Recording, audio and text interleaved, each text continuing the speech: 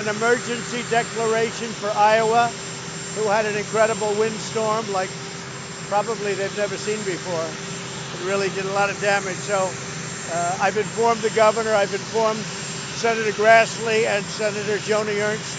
So I've approved the declaration, emergency declaration for Iowa. And we are heading now to a combination of different places. We may do a surprise visit. We'll make it, I'll say this, a surprise visit to Iowa. If we can get it in, we're going to do that. But the very important thing is that we approved the emergency declaration for Iowa, so they're in good shape. They're working as we speak. Also, FEMA is in Iowa now, full force, and helping them greatly. Okay? Mr. President, oleandrin, the potential therapy for coronavirus, is that something you're pressing the FDA to approve? You'd have to say it. Oleandrin? Have you heard of that as a possible therapy for coronavirus? I've heard of it, yes. Go ahead. Press the FDA to No, I approve haven't. it? I haven't. Is it something you would support? Is it something that people are talking about very strongly? We'll look at it. We'll look at it. We're looking at a lot of different things. I will say the FDA has been great. They are very close. We're very close to a vaccine, very close to a therapeutic. I've heard that name mentioned. We'll find out. I can get back to you later. Okay? It's possible. We're trying to work it into the schedule. I want to see the people. I love the people of Iowa. They've been very loyal. And the big thing was getting the declaration signed. But I'll be going very soon and maybe today. Steve? Are you tracking the Belarus situation? Yeah, it's terrible. That's a terrible situation, Belarus. We'll be following it very closely. We'll be following. Did you hear about Iranian bounties in Afghanistan? Bounties Yeah. in Afghanistan from Iran? Did you hear about that? No, I haven't heard about that.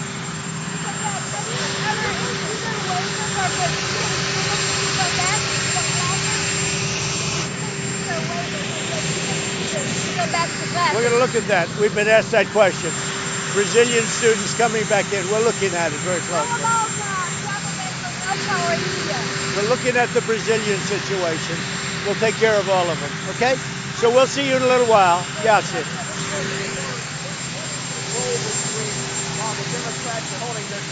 What's your goal? Well, we're going to be stopping at a number of places. We'll be working very hard. It doesn't have to be covered, but it probably will be. But we're going to be working very hard, stopping at various states. You have a list of the states, pretty comprehensive. We're going to be working very hard. We have to. We're getting down to final crunch. We want to be there. As an example, Iowa just came up. We're doing well in Iowa. It just came up. I want to be with the people of Iowa, so we add that to the schedule. Your brother, when is the funeral for your brother? Probably on Friday. We're looking at Friday. And we may do just a small service right here in the White House for my brother.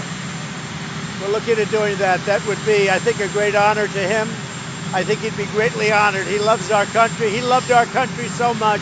He was so proud of what we were doing and what we are doing for our country. So I think it would be appropriate. So we'll have probably on Friday afternoon a small service in honor of my brother Robert.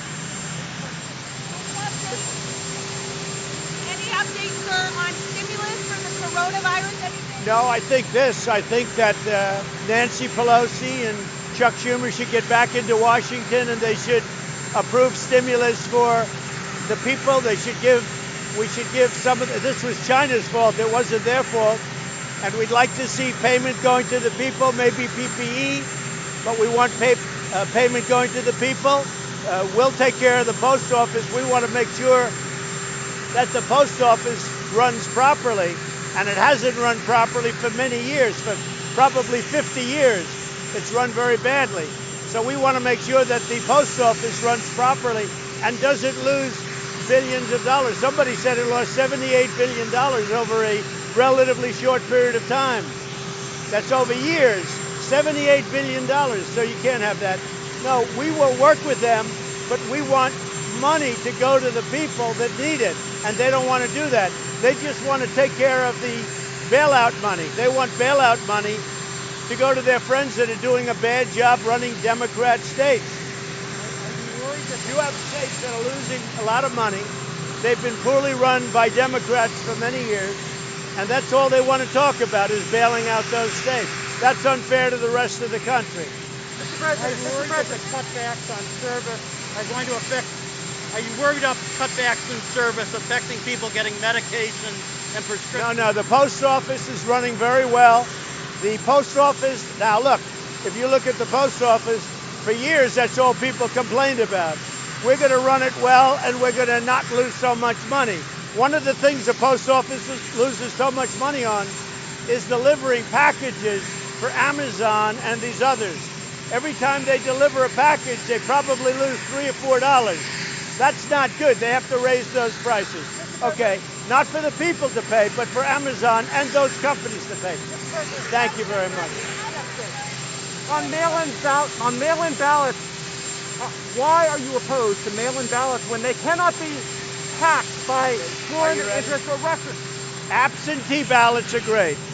You request a ballot, you can't be. I signed an absentee ballot. Absentee ballots are great. They work, they've been proven, they're good, like in Florida. But this universal mail-in is a very dangerous thing. It's fraught with fraud and every other thing that can happen.